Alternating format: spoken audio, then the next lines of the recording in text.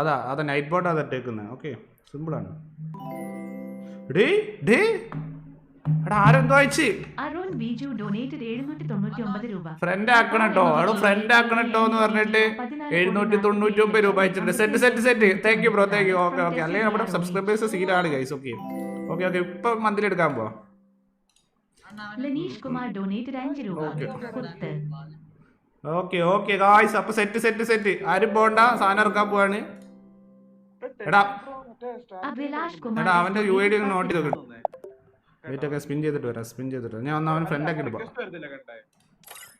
ഞാൻ അവനെ ഇൻവൈറ്റ് അടിച്ച ഞാൻ ഇപ്പോൾ ഇതാക്കും.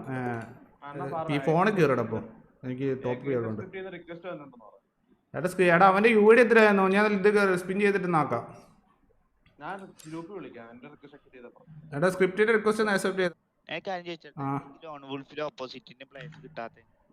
എടാ ടെസ്റ്റ് എന്നാ നിന്റെ അക്കൗണ്ട് ബ്ലാക്ക് ലിസ്റ്റ് ആയിട്ടുണ്ടോ? ഇല്ലല്ലോ. എടാ കേൾക്കുന്നുണ്ടാ?